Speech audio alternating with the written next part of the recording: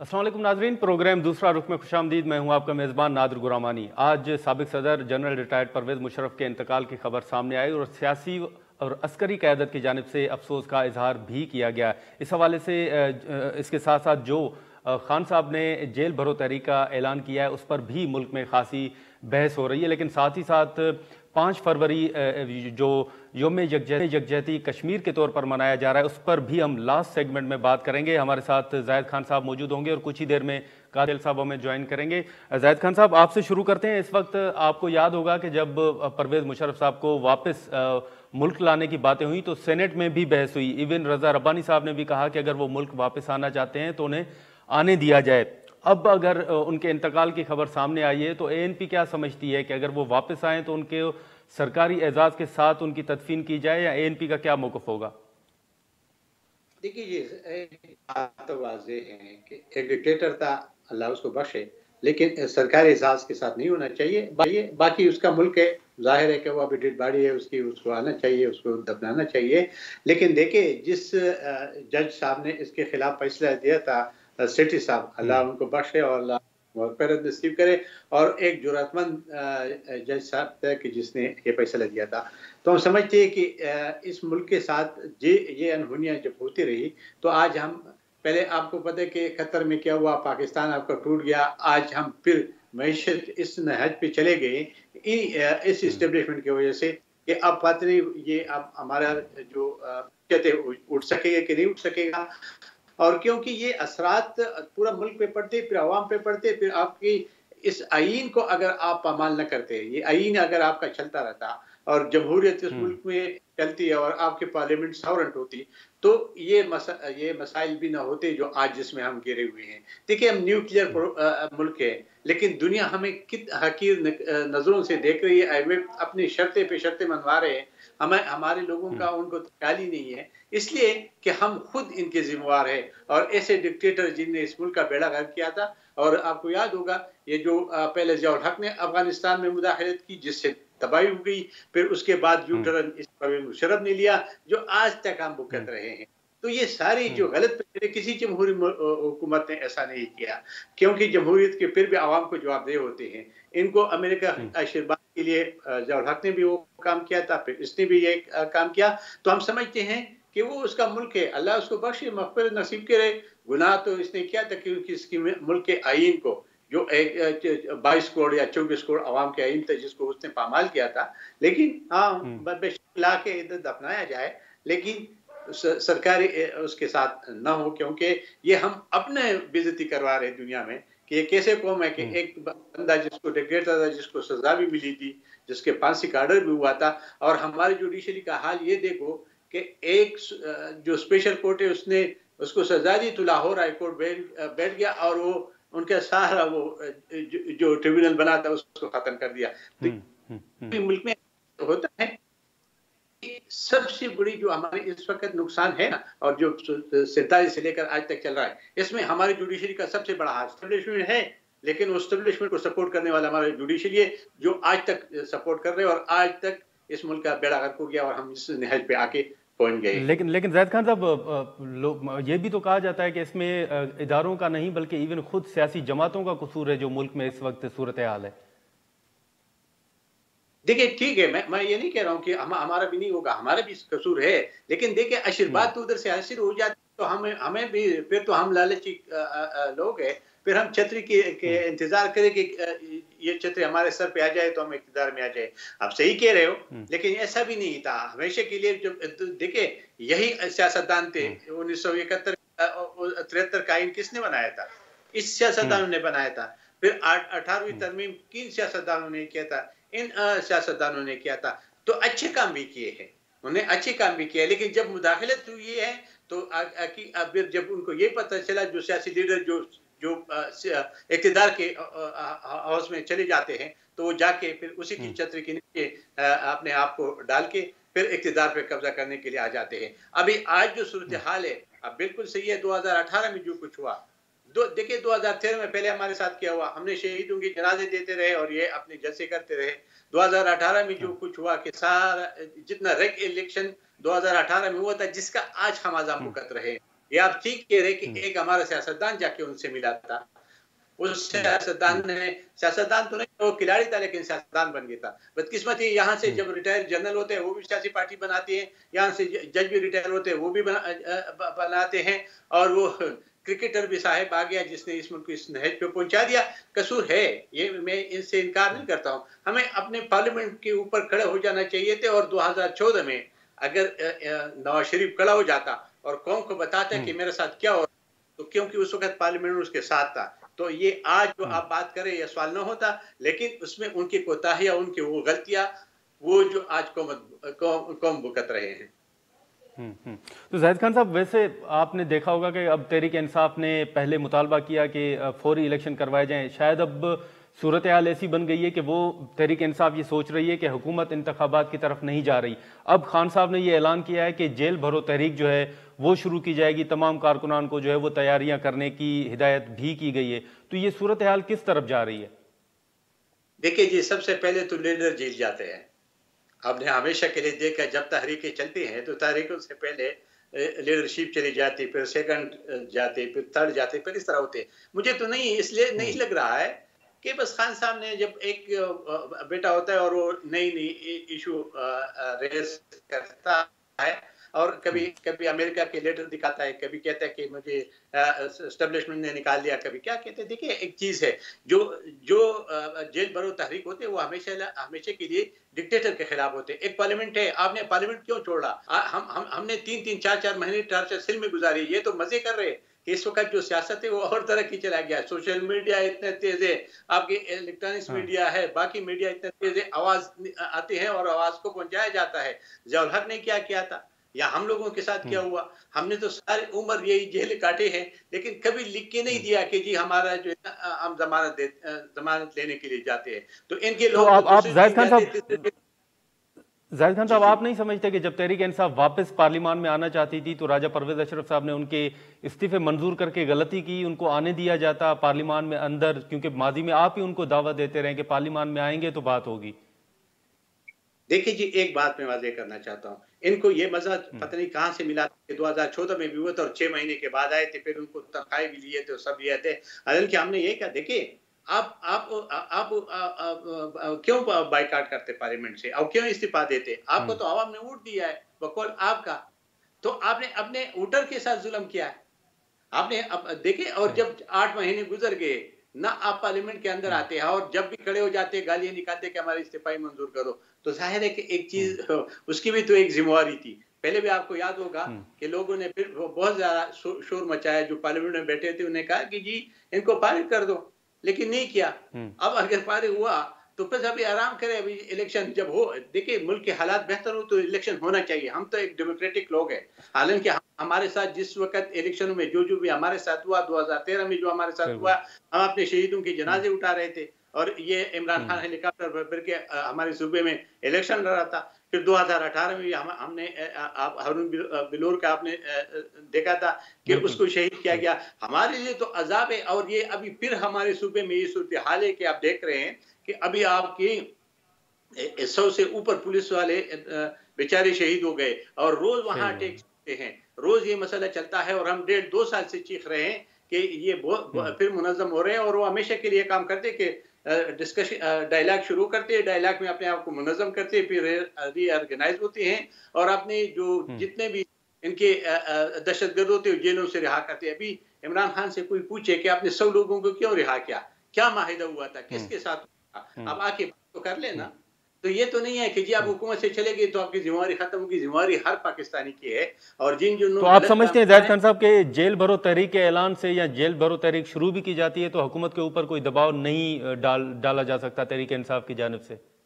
नहीं, मुझे तो इसलिए नहीं लग रहा है कि जी ये बड़ा मुश्किल काम है, क्योंकि जेल में जाना मुश्किल काम होते, इस तरह नहीं होते हैं। अभी आपके 2-3-4 लोग इनके देखे, मैं तो किसी को खैरताना नहीं देता हूँ, लेकिन 2-3-4 लोग देखे कि उनकी कितने मुश्किलात, और हर सुबह जाके और अपनी जमानतें अदालतें, ये भी अजीब सी बात है कि जो लोग पहले 90 दिन के लिए उसमें रिमांड पे चले जाते थे, ये 2 दिन के लिए भी रिमांड पे नहीं चले जाते हैं, अदालतें उनको सपोर्ट कर रहे हैं। तो देखिए करे, लेकिन सबके साथ इक्वल होना चाहिए, क्योंकि मुल्क सबका है, गरीब हो, अमीर हो, ताकतवर हो या कमजोर हो, उनके साथ अदालतों को इक्वल ट्रीटमेंट करना चाहिए। लेकिन हमारे अदालतों का अभी तक ये रवैया चेंज नहीं हो चुका है। जो जो ताकतवर हो तो बस उसको के लिए तो सब है, लेकिन जो बेचारा मेरे तरह कमजोर हो तो उसके लिए कोई नहीं है, वो जेल में भी जाएगा, वो उसमें भी जाएगा। तो मेरे ख्याल लेकिन में जाहिद खान साहब, आप देखें कि 2008 हो या 2013 में आप बख्तरबंद गाड़ियों में जाकर वोट कास्ट करते थे, इलेक्शन कैंपेन आपको नहीं करने दी गई, बिलावल भुट्टो साहब को खतरात थे और इलेक्शन मुहिम में भी उनको खतरात लाक थे। अब कहा जा रहा है कि जब माजी में यही सूरत हाल थी तो फिर अब ये बहाना बनाकर इंतखाबात में ताखीर क्यों की जा रही है? देखिए जी, एक एक चीज, एक ठेम होता है, उससे गुजर जाता है। जब उस वक्त हम हाँ जा रहे थे तब भी हमने बाइकआउट करना था, लेकिन हमने इसलिए नहीं किया कि हमने कहा कि जब अभी इलेक्शन सर पे तो चले जाते। अब इलेक्शन अनाउंस नहीं हुआ ठीक है, अब हम कहते कि इलेक्शन होना चाहिए, लेकिन अभी इस वक्त आपका और भी मसला है। इस वक्त आपको आपके सर पे एमएक वाला बैठा हुआ है, वो आपको कहते कि जी बिजली का बिल बढ़ा दे, आपको कहते गैस का बिल बढ़ा दे, आपको कहते हैं कि जी तेल का कीमत बढ़ा दे। तो आप ये काम करें और फिर ठीक भी है। पैसे का कोई कोई वो है नहीं कि कब तक हमें पैसा मिलेगा, ताकि क्यों इलेक्शन ठीक के है। ऊपर ठीक पैसा लगता है कि नहीं। तो ये हमारे मुल्क तो ठीक है। तबाही, हम तो तबाही किनारे पे हैं। हम तो कहते हैं जमहूरियत इस ठीक मुल्क के लिए, और आईन और पार्लियामेंट ये बिल्कुल, इसके बगैर तो ये मुल्क चल नहीं सकता है। नहीं लेकिन चल सकता। जो ठीक है सूरत जाहिद हाल खान साहब। अभी जी ठीक है जाहिद खान साहब, बहुत शुक्रिया आपका। नाज़रीन, यहाँ पर हम एक शॉर्ट ब्रेक लेंगे और ब्रेक के बाद हम आएंगे तो पीपल्स पार्टी का मौक़िफ़ जानने की कोशिश करेंगे और कादिर मंदोखेल साहब हमें ज्वाइन करेंगे। यहाँ पर एक शॉर्ट ब्रेक लेते हैं। प्रोग्राम में दोबारा खुशामदीद। इस वक्त कादिर मंदोखेल साहब, पीपल्स पार्टी के सीनियर रहनुमा, हमारे साथ मौजूद हैं। कादिर मंदोखेल साहब, बहुत शुक्रिया। ये बताइएगा कि इस वक्त जो पीपल्स पार्टी का मौक़िफ़ है परवेज़ मुशर्रफ साहब के मुतल्लिक, वो तो बड़ा वाज़ेह है, लेकिन आज उनके इंतकाल से मुतल्लिक जो खबर सामने आई है, उसके बाद आप क्या समझते हैं कि माजी में अगर हम देखें तो इवन जो यूसुफ रज़ा गिलानी साहब की काबीना थी, उसने भी हल्फ लिया परवेज़ मुशर्रफ साहब से। आप क्या समझते हैं, ये बहस पार्लिमान के अंदर भी हुई थी कि अगर परवेज़ मुशर्रफ साहब वापस आना चाहते हैं तो उन्हें आने दिया जाए। तो आप समझते हैं कि अगर परवेज़ मुशर्रफ साहब को वापस लाकर उनकी तदफीन यहाँ पर की जाती है, उनकी डेड बॉडी यहाँ पर लाई जाती है, तो सरकारी एजाज़ के साथ की जाए? देखिए, मैं अभी इस्लामाबाद पहुंचा हूं, मुझे नहीं पता अभी क्या पार्टी ने बयान दिया है। लेकिन मुस्लिम लीग नून के इस हवाले से वाज़ेह है, आप जो यूसुफ रज़ा गिलानी की बात कर रहे हो, यकीनन एक अपने दौर का एक डिक्टेटर था, जमहूरी हुकूमत नहीं थी, और आसिफ अली जरदारी साहब ने बड़ी खुश असलूबी से और कामयाब एक हिकमत अमली के तहत उनको दूध से मक्की की तरह निकाल दिया है। और फिर चूँकि वो सदर पाकिस्तान की सीट पे बैठा हुआ था तो हल्फ तो उसी से लेना था, जो भी स्टेटस थी उसकी। तो ये आपका सवाल कि हल्फ लिए है तो हल्फ तो लेना ही था, जारी बात है। और फिर हल्फ लेने के बाद किस तरह फारिग कर दिया है वो भी आप सब ने देख लिया। सर, लेकिन वो तो कहते हैं ना कि रेड कारपेट के जरिए फिर उन्हें भेजा गया। नहीं, देखिए, रेड कारपेट के ज़रिए पीपल्स पार्टी ने नहीं भेजा, रेड कारपेट के ज़रिए जिन्होंने इनको बिठाया उन्हीं ने भेजा है। और चूँकि वो जारी बात है, उसी जिस सीट पे बैठा हुआ था सुप्रीम कमांडर ऑफ अफवाज पाकिस्तान था और साथ में आर्मी चीफ भी था, तो यकीनन तो वो प्रोटोकॉल तो उसको मिलना ही था, तो उससे पीपल्स पार्टी का कोई लेना देना नहीं था। और यकीनन जो हुकूमतें बदल जाती है फिर उसको प्रोटोकॉल, वही जो कानून है या जो आइन में लिखा गया उसके तहत दिया जाता है, तो इससे हरगिज़ ये मतलब नहीं है। लेकिन चूंकि अब इस दुनिया में नहीं है तो मेरे ख्याल में इस मौजू पे बात करना जो है ना वो मुनासिब भी नहीं रहेगा। ठीक। मंदोखेल साहब, इस वक्त आपने देखा कि तहरीक इंसाफ ने ये पहले आपसे मुतालबा किया कि फौरी तौर पर इलेक्शन में जाएं। अब उन्होंने कल ही खान साहब ने ये ऐलान किया है कि वो जेल भरो तहरीक शुरू करेंगे। आपने देखा होगा उन्होंने कारकुनान को कहा है कि तमाम कारकुनान जो हैं वो तैयारी भी करें। तो आप क्या समझते हैं, हुकूमत के ऊपर कितना बड़ा दबाव होगा अगर ये जेल भरो तहरीक शुरू होती है तो? देखिए, खान साहब ने कहा कि मैं तुम लोग को रुलाऊंगा, और हमें क्या रुलाना था, खुद ही रोते जा रहे। और जो अरबा उन्होंने 25 मई को पहली मरतबा इस्लामाबाद पर चढ़ाई के लिए 6 दिन का डेडलाइन दिया था, इसी पार्लियामेंट लॉजेस में हम बैठे हुए थे, और उन्होंने जिस तरह दरख्तों को आग लगाया, जिस तरह उन्होंने ATM मशीनों को उखाड़ दिया, जिस तरह एक मुल्क जैसे दूसरे मुल्क पे कब्जा करते जो सूरत हाल आप और हमने देखा, और फिर जिस तरह पसपा हो गया। और वो बता रहे थे कि वो जो आंसू गैस के गोले थे वो भी एक्सपायर थे, तो एक्सपायर से उनका शिकायत था, तो हमने फिर ताज़ा ख़रीद लिए आंसू गैस के, और हमने कहा ठीक है आप आ जाओ, ताज़ा गोलियाँ हमने ख़रीद लिए, आपको एक्सपायर पे एतराज़ था तो ताज़ा गोलियाँ हैं, तो वो ताज़ा गोलियाँ, ताज़ा जो आंसू गैस की जो गोली है वो हमने जो ख़रीदी थी, 5 दिन का वो के गए थे, आज या 6 दिन का के गया है, आज 8-10 महीने हो गए और अभी तक वो इस्लामाबाद का रुख नहीं कर सका। फिर उसके बाद उसने आर्मी चीफ के अपॉइंटमेंट के ऊपर ये कहा कि मैं और आरिफ अली जो है ना खेलेंगे, तो वो खेलना भी उसको नसीब नहीं हुआ। फिर उसके बाद साइफर के ज़रिए पाकिस्तान को दुनिया भर में बदनाम करने की कोशिश की है, वो अरबा भी उसका इस्तेमाल नहीं हुआ। फिर उसके बाद वो जो बयानात दे रहे थे कि पाकिस्तान श्रीलंका बन जाएगा और खुदा न खास्ता इनकी मुंह में खाक और वो 3 टुकड़े हो जाएंगे, और फिर जब ये बातें करते थे तो हमें उस वक्त समझ में नहीं आती। जब ऑडियो टेप 3 गद्दार या मुल्क दुश्मनों का सामने आ गया, जिसमें शौकत तरीन और झगड़ा और वो मोहसन लगारी था, और मैं फिर भी समझ रहा हूँ मोहसन लगारी ने तो फिर भी उसको थोड़ा सा एडवाइस किया था उस ऑडियो टेप के ज़रिए जो सुना गया है कि ये कोई मुल्क की सालमियत के ख़िलाफ़ तो नहीं होगा। तो शौकत तरीन ने बोला कि जब वो हमारे चेयरमैन के ख़िलाफ़ कार्रवाई कर रहे हैं तो हमें क्या परवाह। तो ये तो सारी हरबे, सारी जो प्रैक्टिकली उन्हें पाकिस्तान को सबोताज करने के लिए, श्रीलंका बनाने के लिए, 3 टुकड़े करने के लिए, यहूदी सिस्टम लाने के लिए, और यहाँ पे एटम बम ख़त्म करने के लिए, मुल्क में अफरा तफरी करनी है, ये इकॉनमी को तबाह करने के लिए सारे अरबे वो इस्तेमाल कर चुके हैं। अब वो कहते हैं जेल बुरुद तहरीक, तो उसके लिए मेरा मशवरा उनको ये है कि आप अपनी ज़मानतें ना कराओ, और ये आपको जो फिर रहा है और रो रहा है तो ये उसको बोलो ज़मानतें आपने नहीं कराओ। वो शहबाज गिल जितना उछल रहा था पूरा मीडिया पे, वो किधर गायब हो गया, उसको क्या हो गया, उसको कौन सी नींद की गोली दी है, चुप की गोली दे दी है, खामोश हो गया। वीडियो भी देखी होगी, शेख रशीद साहब सीनियर सियासतदान हैं, उनको धक्का लगा, वो आपदीदा हो गए। तो आप समझते हैं कि आप तो सियासी इंतकामी कार्रवाई और इन गिरफ्तारियों के खिलाफ रहे हैं, तो आप समझते हैं कि ये जस्टिफाइड है? देखिए पहले तो आप अपने अल्फाज वापस ले लो, सीनियर सियासतदान नहीं है वो, जिनके कंधों पे 16 मरतबा वजीर बना था, उन्हीं के साथ बेगदारी की है। देखो एक नहीं, आप एक शख्स जिसकी कोई औकात ना हो उसको आप सीनियर सियासतदान, कौन सी पार्टी का वो बंदा, और फिर बात आप कह रहे हैं कि दखत ये नहीं। चलो थोड़ी देर के लिए मैं मान लो, जारी बात है, एक जब कोर्ट में जाते हैं तो पुलिस वाले कारकुन वगैरह सारे जो तो दकम पहल तो हो जाती है, तो धक्के से वो रो गया। वो तो कहता था कि जेवर जो है ना वो अतकड़ी मेरे जेवर है और जेल मेरा ससुराल है और मौत मेरी महबूबा है।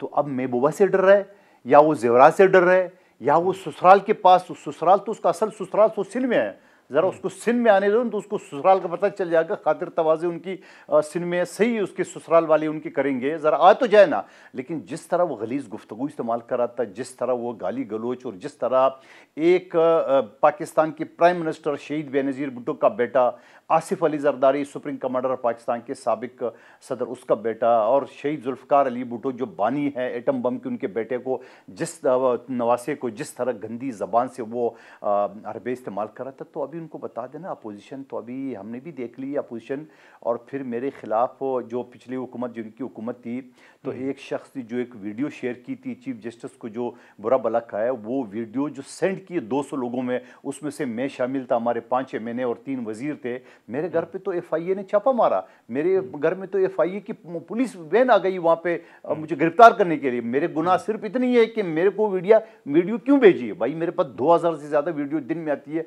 तो मैं कोई उसके जुर्मदार हो जाएगा? तो सवाल ये, जो अरबे उन्होंने इस्तेमाल की, हमने आपसे मैं पूछना चाह रहा हूँ, आपके तवज्जो से, आपकी सुनने वाले से पूछना चाह रहा हूँ, क्या शेख रशीद के खिलाफ मुकदमा गलत है?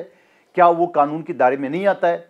क्या वो राना सनाउल्लाह की तरह 15 किलो हेरोइन के ऊपर क्या रखा गया? साइबर एक्ट 2016 बड़ा क्लियर है, उसके हवाले से पी का ऑर्डिनेंस जो खुद PTI लाया है वो क्लियर है, वो सारा कानून है, उसके तहत ये मुकदमा बना है। तो इतना रोना धोना किस बात का? उस शहबाज गिल जिस तरह वो एक्टिंग करके रो रहा था, और ये जिस तरह रो रहा है, और फिर वो फवाद चौधरी जिस तरह रो रहे थे, तो ये रोना तो उनके नसीब में लिखा हुआ था। हमने तो पहले कहा कि इतना करो, इतना जुल्म करो जो कल आप बर्दाश्त कर सको। लेकिन सर वो तो कहते हैं ना कि उनको गिरफ्तार किया गया और उनके बच्चों तक को जेलों में जाना पड़ा उनसे मिलने के लिए, तो बच्चों को तकलीफ आई, इस वजह से शायद वो नहीं। देखिए ये बिल्कुल आप फिर दोबारा जो है ना वो मैं आपसे इत्तेफाक नहीं करूंगा। उनको बच्चों को क्या किया है? बच्चे तो उनसे जेल मिलने गए, कोई बच्चों को पुलिस वाले तो नहीं उठाए, खुदा न खास्ता अगर उठाते तो सबसे पहले कादिर खान मंदोखेल खड़ा होता। मैं सियासत बाद में और समाजी कारकुन पहले, और मुझे पाकिस्तान का पहला अवार्ड मिल चुका है इंसानी हकूक का, कभी हम इस तरह नहीं करेंगे, न कभी अपनी हुकूमत को सपोर्ट करेंगे इस हवाले से। तो बच्चे तो उसे मिलने गए थे, किसने बोला आपको? बच्चे तो मेरे आरसा हो गए जो मेरे घर पे मोबाइल भेजी, एक वीडियो शेयर करने की जो मुझे भेजा है वो है। आप मुझे बताओ आसिफ अली जरदारी के साथ क्या किया उन्होंने, मैं मुझे बता दूंगा। आप मुझे बताओ कि अदी फरियाल को जो जेल कानून का, मैं जेल कमेटी का गवर्नर सिंह के साथ 10 साल मेंबर रहा हूं, जेल का मैनुअल का कानून ये है कि 6 बजे के बाद किसी जज के हुक्म भी मुलजिम अंदर नहीं जा सकते। आपने अदी फरियाल को जेल 12 बजे अस्पताल से घसीट के आपने जेल में डाला। आपने खुर्शीद शाह को और बेटे को 2 साल जेल में रखा। आपने क्या कुछ नहीं किया। वो सारी चीजें तो कहते हैं ना, शीशे के घर में रहते हुए किसी पे पथराव नहीं किया करते। आपको तो ये चीज़ पता होना चाहिए। जब आप और हम सियासत में आते हैं तो हमें पता होता है कि हमारे साथ कुछ भी हो सकता है, हम जेल भी जा सकते हैं, हम कत्ल भी हो सकते हैं, हमारे साथ हर चीज़ हो सकती है। तो आपने सियासत करनी हो, वो कहते हैं ना कि बड़ी ख्वारी होती है सर्दी की शामों में, ऐसा तो होता है। शेख रशीद साहब के भांजे हैं, उनसे हम बात। शेख साहब, इस वक्त आप देखें जो हुकूमत की जानिब से मौक़िफ़ आ रहा है वो तो वाज़ेह है बड़ा कि कोई सियासी इंतकामी कार्रवाई नहीं हो रही, बल्कि जो केस बना है वो कानून के मुताबिक है। कौन से कानून के मुताबिक कौन सा केस बना है सर? एक बात जो साबिक वज़ीर आज़म इमरान खान शेख रशीद अहमद साहब के साथ मुलाकात करते हुए ये कह रहा है कि उसकी जान को खतरा है और उसकी जान के ऊपर इस तरीके से हमला हो सकता है कि जरदारी उस पर हमला करवा सकता है, और वो मुलाकात को बाहर आकर शेख रशीद अहमद साहब उनके बयान के ऊपर ही उसको कोड करके कह रहे हैं कि जी मेरी मुलाकात में इमरान खान साहब ने ये बात मुझे बताई, और वो मीडिया में इमरान खान पे तो उन्होंने कोई पर्चा दिया नहीं, और शेख रशीद अहमद साहब से इनको खतरा था। शेख रशीद अहमद साहब कौन सा नोटिस भेजा? उसको जो दरखास्त दी है उस दरखास्त को हमने अपने वकील के जरिए चैलेंज किया, और वकील ने जाके उसका जवाब दिया, एक जवाब दिया, 2 जवाब दिया। वो SHO इनका अपना जाती SHO था राना सनाउल्लाह को, उसने कहा नहीं जी आप बजाते खुद आए, हम हाई कोर्ट गए, इस्लामाबाद हाई कोर्ट ने कल सुबह उसको तौहीन अदालत में बुलाया हुआ है, तो उसने उस नोटिस को सस्पेंड किया, और 6 फरवरी को IG समेत सारा रिकॉर्ड लेकर उन्हें कहा कि आप आए, और इन्होंने हाई कोर्ट की तौहीन की। और सुबह जब ये रिकॉर्ड लेकर जाएंगे, जब एक आर्डर ही है वो नोटिस ही जो सस्पेंड हो चुका है, तो उसके बाद FIR कैसे हो सकती है सर? तो शेख साहब, जो अब पीपल्स पार्टी का जो दीगर FIR हुई हैं सिंध में या दीगर इलाकों में, उसमें तो पीपल्स पार्टी का एतराज ये भी है ना कि जो शेख साहब ने पीपल्स पार्टी को चाहिए कि मैदान में मुकाबला करें, इलेक्शन में मुकाबला करें। अगर बिलावल भुट्टो साहब और आसिफ अली जरदारी साहब इतने ही फेमस हैं तो हल्का 60 और 62 में कौमी असम्बली के इलेक्शन होने जा रहे हैं, ये यहाँ पर आके कागजात जमा करवाएं शेख रशीद के मुकाबले में। दूध का दूध और पानी का पानी ये हो जाएगा। मुकाबला यही होता है, सियासत यही होती है कि अगर आप इतने पॉपुलर हैं, आप इतने ही फेमस हैं, आप नेशनल लेवल के लीडर हैं, तो पंजाब के अंदर जिमनी इलेक्शन होने जा रहे हैं 123 सीटों के ऊपर। अगर 123 सीटों के ऊपर 13,000 वोट भी इनके डब्बों में से निकल आए ना, मेरा नाम, ये मेरा जो मैसेज है ये रिकॉर्ड कर लीजिएगा, मैं पाकिस्तान में सियासत करना छोड़ दूंगा। नहीं, लेकिन अगर मुकाबला सियासी मैदान में मिल रहे, अगर मुकाबला सियासी मैदान में हो तो फिर आप समझते हैं कि जो अल्फाज इस्तेमाल किए गए बिलावल से मुतल्लिक या जरदारी साहब से मुतल्लिक, वो जस्टिफाइड है? क्या अल्फाज इस्तेमाल किए हैं सर? मुझे अल्फाज बता देना। सियासत में एक दूसरे पे इल्जाम लगते हैं, कौन से ऐसे इल्जाम इस्तेमाल हो गए हैं कि जो इतनी बड़ी दफात जो ये सारी काबिले जो जमानत दफात है लगते रहते हैं। जब आप जलसे तकरीर करते हैं उसमें एक दूसरे पे इल्जाम लगते हैं। क्या बिलावल भुट्टो ने शेख रशीद को आज से 1.25 साल पहले नहीं कहा कि ये गटर है, गटर का आप नाम ना लें? और ये जो कादर मंदोखेल साहब रात को जो बातें कर रहे थे, ये पढ़े लिखे हैं, और ये पढ़े लिखने के बाद शेख रशीद के बाप का नाम पूछ रहे थे। शेख रशीद एक गरीब सफेद पोस्ट इसके हलाल कमाने वाले बाप का बेटा है, वो कोई मनी लॉन्डर नहीं है, वो कोई कब्जा ग्रुप नहीं है, वो कोई कातिल नहीं है। वो उस लाल हवेली के नीचे किताबें बेचता था, जिस लाल हवेली का वो मालिक था। वो फख्र करता है कि उसका बाप एक गरीब आदमी था, उसका बाप के साथ किसी बड़े आदमी का नाम नहीं था। ये लोग अपने आकाओं को खुश करने के लिए आज के इस किस्म की वीडियो चला के समझते हैं कि इनके अगले इलेक्शन पक्के हो जाएंगे। वो शेख रशीद ने तो इनको बरसरेआम हर जगह ललकारा है। हम तो इन्हें ये कहते हैं कि आप आए, मैदान में आके हमारे साथ इलेक्शन लड़े, दूध का दूध और पानी का पानी हो जाएगा। जी मंदोखेल साहब, अब तो वो कह रहे हैं कि आप सियासी मैदान में आकर उनसे मुकाबला करें। देखिए, पहली बात तो ये है कि सियासी मैदान का जवाब देता हूँ। अभी 1.5-2 महीने पहले जो ज़मनी इंतखाबात हुआ था कराची और मुल्तान का, चलो कराची का तो हुआ था, आप समझ रहे हो हमारा सूबा है, हमने धांधली की है, पता नहीं क्या किया वगैरह वगैरह। 10,074 वोट को इमरान खान साहब को आ रहा है, हमारे एक जाले अकीम बलोच ने। उसको भी छोड़िए, चलो सुबह मारा था, हमारी हुकूमती वगैरह वगैरह जो इल्ज़ाम आप लगाओ। पंजाब सूबा जिसका ये नाम ले रहे हैं, पंजाब में वहाँ इमरान खान साहब, वो बड़े पीर साहब जो वहाँ बैठे हुए हैं, उनको तो हरा दिए 28,000 वोट से। हाँ, आप मुझे एक बात बताओ, 25,128 वोटों से उसको आ रहा है, तो आप मुझे बता दो कि ये मुकाबला नहीं है। और दूसरी बात ये कि आप शेख रशीद साहब का रिकॉर्ड उठा के देख ले, 16 मरतबा ये शख्स वजीर बना है, जो फ़ख्र से कहता है। किसके कंधों पे बना है? आज तो उनके साथ गद्दारी किस शख्स ने, और फिर ये शख्स तो 2-2.5 वोट लेने वाला, सुन ले सबर करे, हौसला रखे, तामुल से बैठे, मैंने इंटरफेयर नहीं किया बीच में, आप आराम से बैठे। शेख साहब आराम से बैठे, बात करने दे, मैं आपकी तरफ भी आ रहा हूं। हिम्मत कर ले अपने आप को, हिम्मत कर ले, कि वो शेख रशीद को हिम्मत कर ले, मैं वीडियो सुन ले, क्लिप लेके जा रहा हूँ हाई कोर्ट के अंदर। इसने कहा शेख रशीद, अरे भाई सुनो, आप वीडियो ठीक लेके जा रहा हो, 200 मरतबा लेके जाओ। अगर आप तो आप इधर पंजाब में आकर इलेक्शन लड़े, मैं मर कर बैठा हूँ कि शेख रशीद कह रहा हूँ। शेख साहब मंदोबल साहब बात कर, शेख की तरह मंदोबल साहब अगर तुम लोग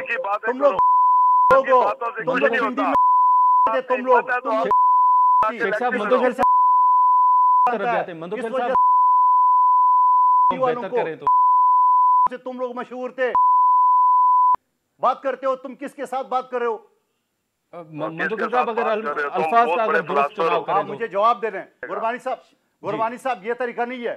सर आप जवाब दें, अल्फाज का थोड़ा दुरुस्त चुनाव करते हैं, फिर मैं शेख साहब अल्फाज तो मैंने सही किया। शेख साहब मैं आपकी तरफ शेख साहब आपकी तरफ आता हूँ। गुरबानी साहब जी मंदोबल साहब, गुरबानी साहब, मैंने कौन से अल्फाज गलत इस्तेमाल किए तो ये बीच में इंटरफेयर किया, तो मैंने फिर सख्त अल्फाज अदा किए? मैं तो खामोशी से इनकी बात सुन रहा था। मैंने कब क्या बात की है? जब ये बोल रहे थे मैं तो खामोशी सुन रहा था। ये अपने आप को सियासी कहते हैं ना, तो सियासत में ये बर्दाश्त भी है, सियासत में अगले को भी सुनने वाले।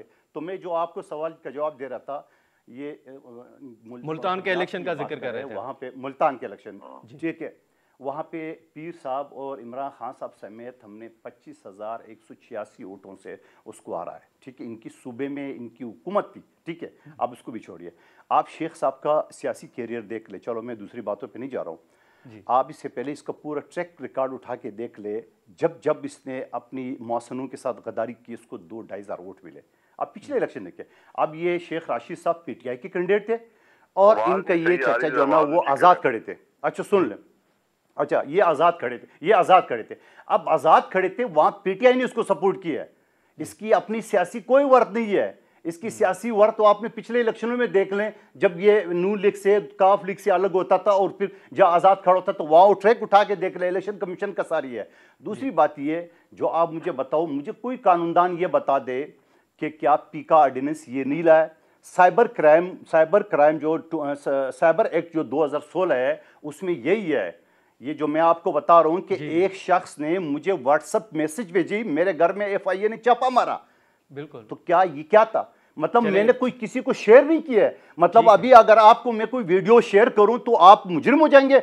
इस बात पे भी पीटीआई ने मुझे जो ना वो निशाना बना है उसका इंतकाम का, मेरे घर पे मेरे बच्चों को। आप जो बात करें बच्चों को, मेरे बच्चे आरासा हो गए इनकी वजह से। और फिर आप इमरान खान साहब का देख लें, जहां वो पहले आते उसका वीडियो मौजूद है कि जब पुलिस आई मैंने उसको दीवारें पलांग करके, वो आमिद मीर की शो में देख ले, वीडियो वायरल हो रही है। ठीक है मंदोबल साहब, हम शेख राशिद साहब का कहता हूं कि आप जब किसी के ऊपर जुल्म करते हो, और हम जुल्म के, मैं कभी भी किसी मुकदमे, झूठे मुकदमे के मैं हिमायत नहीं करूंगा, ये लिख ले मेरे ट्रैक रिकॉर्ड। लेकिन क्या शेख रशीद साहब के खिलाफ जो मुकदमा दर्ज हुआ है, मुझे कोई पाकिस्तान का टॉप का कानूनदार बता दे कि वो गलत हुआ है। ठीक है, छोटा सा मुकदमा है, का जवाब ले लेते हैं। शेख साहब आप किस वीडियो की बात कर रहे हैं कि हाई कोर्ट हम लेकर जाएंगे? ये कल किसी चैनल के ऊपर मंदो खेल साहब ने कहा कि शेख रशीद कराची आएगा, हम इसको इसकी नस्लें याद करवाएंगे, इसको थाने के अंदर जिंदा मरवाएंगे और ये एक दफा कराची पहुंचे, ये कल इस्लामाबाद हाई कोर्ट के अंदर ये हमारी रिट लगी हुई है सारी दरखास्तों के खिलाफ। आज आपके चैनल से कह रहा हूँ, अगर खुदा ना खास्ता शेख रशीद अहमद को कत्ल करवा दिया गया, उसमें 5वां नाम मैं मंदोखेल का भी डालूंगा। जिस तरीके से इन्होंने रात को शेख रशीद अहमद साहब के मतलब गलीज जबान इस्तेमाल किया, उसके बाप का नाम पूछा, उसके बाप का नाम है शेख अहमद। वो एक, मैं कहता हूँ कि रेडी वाला था, आप कह लें एक छाबे वाला था। हमें फख्र है कि हम रेडी वाले छाबे वाले के बेटे, हम चोर और डाकू लुटेरे नहीं है। हमने इस मुल्क का माल नहीं लूटा। मंदोखेल साहब, शेख रशीद अहमद साहब काउंसलरशिप से लेकर आज MNA बने ग्रास रूट लेवल पर। आप लोग तो टिकटें लेने के लिए पता नहीं क्या कुछ करते हैं। उसने अपने बल बोते के ऊपर, तो पाकिस्तान की तरीक का सबसे सीनियर पार्लियामेंटेरियन है। एक हमारा तो 10 साल हुए PTI का तादाद, हम तो चांद की सीट के ऊपर 2 दफा आजाद हैसियत से मुस्लिम लीग नून और पीपल्स पार्टी को हरा कर आए हैं। हमने क्या नाम है मेयरशिप के इलेक्शन इनको हराए हैं। ठीक है मंदोखेल साहब, मुख्तसर जवाब दीजिएगा। अब ये आपके खिलाफ भी कोर्ट में जा रहे, प्रोग्राम का वक्त खत्म होगा, मुख्तसर सा जवाब दीजिएगा। देखिए ये अभी उस वीडियो का भी ये बिल्कुल लेके जाए, बड़े शौक से ले जाए। मैं सुप्रीम कोर्ट का वकील हूँ, मैं सामने करूंगा। बहुत शुक्रिया शेख साहब, कादिर मंदोखेल साहब, आपका बहुत शुक्रिया। नाजरीन, यहाँ पर हम एक शॉर्ट ब्रेक लेते हैं और ब्रेक के बाद हम मकबूजा कश्मीर में जो भारतीय मजालिम जारी है उस सूरत हाल पर हम बात करेंगे। प्रोग्राम में दोबारा खुशामदीद। इस वक्त आज 5 फरवरी जो मुल्क भर में कश्मीरी अवाम से इज़हार यकजहती के तौर पर मनाया जा रहा है। कश्मीर में इस वक्त भी इंसानी हुकूक की खिलाफ वर्जियाँ जो हैं वो जारी हैं और भारतीय मजालिम का सिलसिला आज भी जारी है। मकबूजा कश्मीर के अंदर इस वक्त ऑन ग्राउंड सिचुएशन क्या है, उस पर हम बात करेंगे। डॉक्टर मुबीन यूसुफ साहब हमारे साथ मौजूद हैं। डॉक्टर साहब बताइएगा कि इस वक्त मुख्तलिफ जो हैं वो खबरें भी सामने आते रही, लेकिन इस वक्त ग्राउंड सिचुएशन मकबूजा कश्मीर के अंदर क्या है? देखिए, वहाँ जो सूरत हाल है उसमें तो ये पोजीशन है कि कश्मीरी तो बोल ही नहीं सकता है, कोई बात भी नहीं कर सकता है। मतलब मैं तो आप लोगों को, पाकिस्तान के लोगों को और उनके पॉलिटिशियन को सजेस्ट कर सकता हूँ कि वो रिसेंट एक डॉक्यूमेंट्री निकाली है BBC ने सरबीन पर, एंड उसने बिल्कुल एग्जैक्टली जो सिचुएशन कश्मीर में है, कोई भी बात नहीं कर सकता, कोई अगर बात करेगा उसको जेल में डाल देते हैं फॉर देयर राइट्स। हम सपोज बाहर में हैं, suppose I am in Istanbul, अगर मैं फेसबुक पे लिखता हूँ या कहीं भी लिखता हूँ, मेरे को कोई लाइक्स नहीं आते हैं, although I have more than 5-8-10,000 followers. तो लेकिन इसलिए क्योंकि अगर वो लाइक करेंगे तो उनको भी पकड़ा जाएगा। तो इतनी सर्वेलेंस है कि everything is controlled there in Kashmir at this point of time. This is very important to understand. And इसमें नेचुरली आप लोगों को पता ही है कि हमारे almost 4.5 million people directly involve हो गए हैं इसमें, इस सारे जो जब से 1990 से पर्टिकुलरली, क्योंकि हमारे जो ऑलमोस्ट 1 लाख लोग शहीद हो गए हैं, 1.5 लाख लोग, मोर देन 1.5 लाख लोग प्रिजन्स में टाइम टू टाइम गए हैं, एंड उनको उठाया गया है, एंड 10,000 पीपल डिसअपीयर्ड हैं। अगर हम जब इन सब को टोटल करेंगे तो ये आता है 4.5 लाख लोग। और आपको पता ही है कि पाकिस्तान में एक बंदे के साथ एटलीस्ट 10 फैमिली मेंबर्स भी इफेक्ट हो जाते हैं। और इससे आपको पता चल सकता है कि 4.5 मिलियन लोग हो गए, 45 लाख लोग डायरेक्टली इन्वॉल्व हो गए हैं इसमें। तो इससे क्या हो गया है कि अब PTSD हो गया है, पोस्ट ट्रॉमेटिक स्ट्रेस डिसऑर्डर हो गया है, प्रेवलेंट इन कश्मीर कंप्लीट। उससे फिर फाइनली ये भी हो गया है कि एस्केप रूट जो हमारे यूथ हैं वो अब ड्रग्स की तरफ गए हैं। तो इस सारा जो है कि इससे this is the actual position and the pain and we have, जो हमारे को कश्मीर में है और कश्मीरियों को है। ये अभी मतलब मैं अभी था पाकिस्तान में, 43 साल के बाद गया था, अभी 10-15 दिन में वहाँ रहा। तो वहाँ तो सब लोगों को पता है, बट प्रॉब्लम ये है कि वो जो जज्बा 43 साल पहले मैंने देखा था regarding Kashmir is missing now. So Pakistan को और पाकिस्तान के लोगों को और पाकिस्तान की एस्टेब्लिशमेंट को, पाकिस्तान के पॉलिटिशियंस को सबको रीस्ट्रेटेजाइज करना है। They have to put everything on the table. मतलब ये तो नहीं है कि सिर्फ मतलब पाकिस्तान, जो मैंने वहाँ देखा, हमने इंटेलेक्चुअल से बात की, मीडिया से बात की मैंने, तो वो उधर तो ये थोड़ा आइडिया है कि जी हिंदुस्तान के साथ बातचीत करें। हिंदुस्तान के साथ ठीक है बातचीत करें, लेकिन conditions, it should be condition. क्योंकि आप ये हमारी में है जो 1962 में टॉक स्टार्ट हो गई, Swaran Singh Bhutto talks, and after that in all these times the talks have been going on but nothing has come out of it, कुछ भी नहीं हुआ है। तो ये लेकिन डॉक्टर साहब आपको याद होगा कि यहाँ पार्लियामेंट के अंदर जब बात हुई थी तो ये भी कहा गया कि वहाँ तो अद्वियात जो है वो तक फराहम नहीं की जा रही और बच्चों को भी तशद्दुद का निशाना बनाया जा रहा है, कर्फ्यू नाफिज है।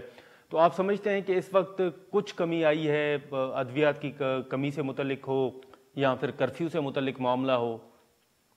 देखिए, कर्फ्यू इस वक्त तो नहीं है, कर्फ्यू तो ऐसे नहीं है, बट क्वेश्चन ये है कि जब से आप देखें ना, अभी कोई तो मतलब वहाँ तो कोई प्रोटेस्ट भी नहीं कर सकता, बात भी नहीं कर सकता है, तो कर्फ्यू किसको करेंगे वो? The all people.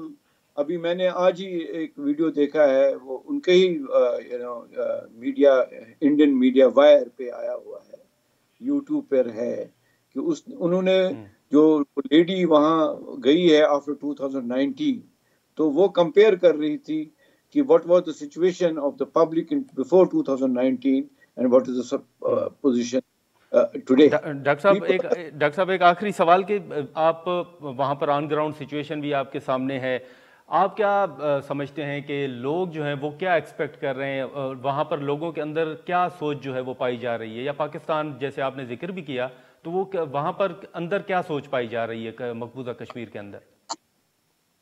इसी हमारे को तो जो लोगों को सोच है या जो भी थिंकिंग है कि पाकिस्तान को रीस्ट्रेटेजाइज सारा कुछ करना है about Kashmir. They have to restrategize everything what they have been doing up till now in Kashmir.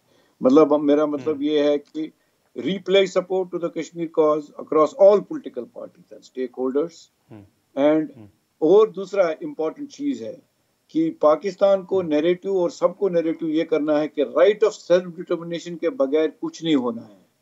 This is the main thing, जिससे सारी जो हमारी वहाँ ह्यूमन राइट वायलेशन होती है, it starts from there, and this right of self determination itself is a human right in article 1 of the United Nations. ठीक है doctor साहब, बहुत शुक्रिया। नाजरीन, इस वक्त जो मकबूजा कश्मीर में भारी वो जुल्म सितम जारी है, उस हवाले से आपने देखा और डॉक्टर मुबीन यूसुफ साहब की गुफ्तगू भी सुनी। तो इस वक्त भी कश्मीर के अंदर जो है वो भारत की जानिब से इंसानी हुकूक की खुल्लम खुला जो खिलाफ वर्जियाँ हैं वो की जा रही हैं, और इस वक्त ये मुतालबा किया जा रहा है कि आलमी बरादरी भारत में जारी भारतीय जो मकबूजा कश्मीर में जारी जो भारतीय मज़ालिम है उसका नोटिस ले, और इंसानी हुकूक की जो खिलाफ वर्जियाँ हैं उन पर एक तो जो लाज हैं उन पर अमल दरामद हो, और इंसानी हुकूक की जो खिलाफ वर्जियाँ हो रही हैं उनको फौरी तौर पर रोका जाए। यहाँ पर प्रोग्राम का वक्त ख़त्म होता है, हमें दे इजाज़त, अल्लाह हाफ़िज़।